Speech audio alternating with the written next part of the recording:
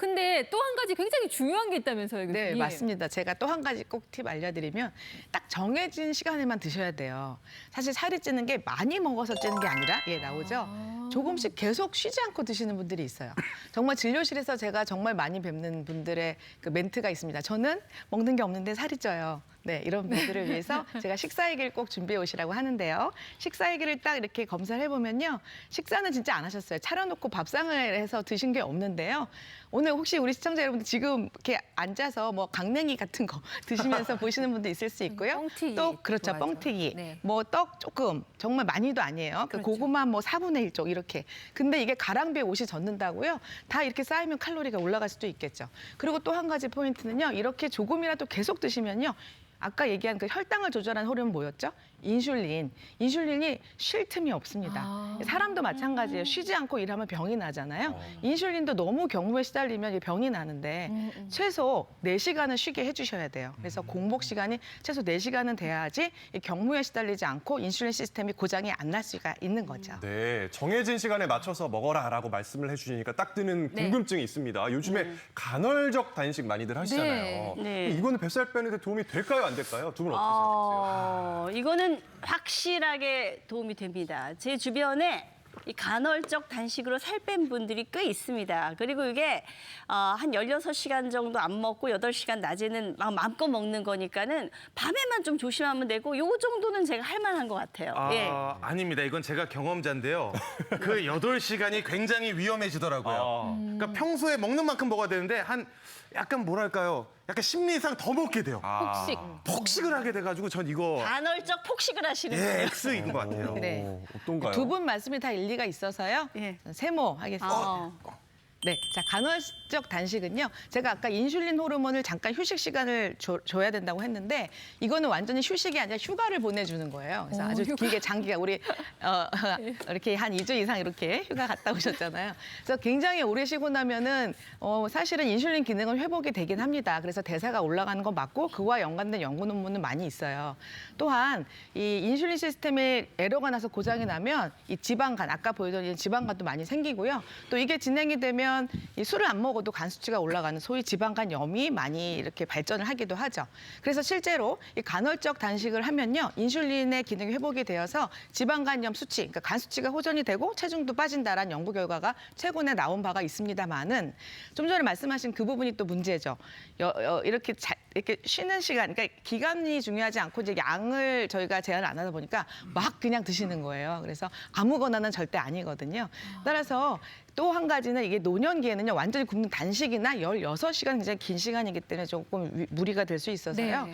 바이오리듬에 맞춘 밤새 굶기. 그러니까 밤 7시부터 한 아침 7시 정도, 12시간 정도 굶는 거는 이 생체 시계가 활성화돼서 장내 유익균이 좋아지면서 인슐린 저항성이 좋아진다. 뭐 이런 연구도 있거든요. 따라서 아까 강조했던 최소 휴식 시간이 4시간이라 그랬죠. 4시간 공복을 유지한 규칙적인 식사 패턴을 적극 권장을 드립니다. 저희가 말이죠, 모범 밥상을 차려봤어요. 네. 이렇게 드시면은 우리 뱃살의 그 지방을 근육으로 바꾸는 아주 이게 건강한 밥상 맞죠? 근데 예. 양과 가짓수가 많아 보이는데 이거 다 네. 먹어도 되는 거예요, 교수님? 네, 일명 한 접시 다이어트라고 말씀을 드릴 수가 있는데요. 자, 일단은 아침은 좀 간단히 먹어야 되니까 설명을 드리면 그 접시로 사실 크기보다는 비율이 중요한 거예요. 그래서 접시를 이렇게 4등분을 해서요. 반, 2분의 1은 과일이나 채소로 이렇게 보시죠?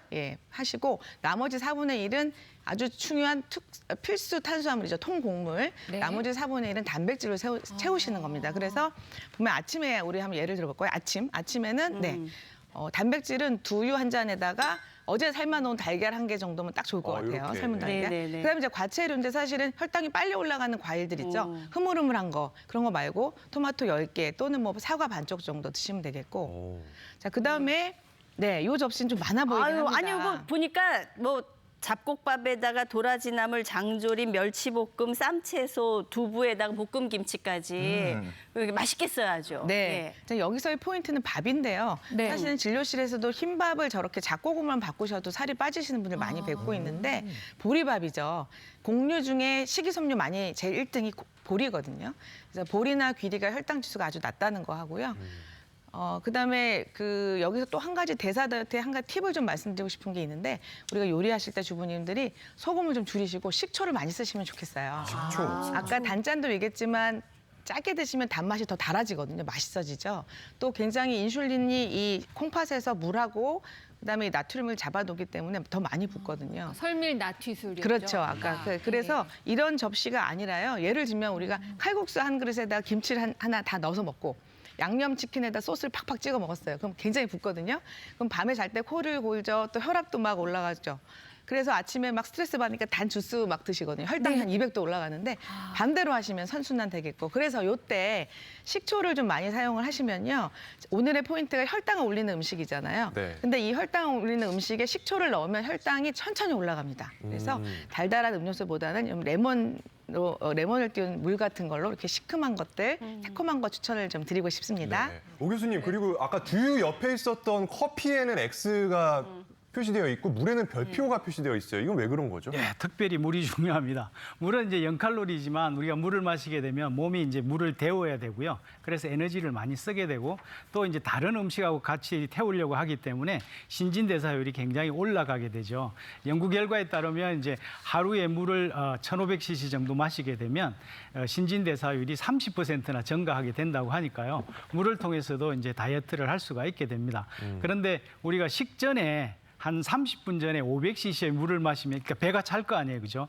물은 이제 100cc가 흡수되는데 10분 정도 걸리니까 충분히 배가 차기 때문에 허기를 메울 수가 있고요. 그리고 이제 식욕을 억제시켜서 식사량을 줄이게 됩니다. 그리고 이제 몸의 칼로리 섭취율을 낮추기 때문에 지방 축적을 억제해주는 그런 좋은 효과가 있습니다.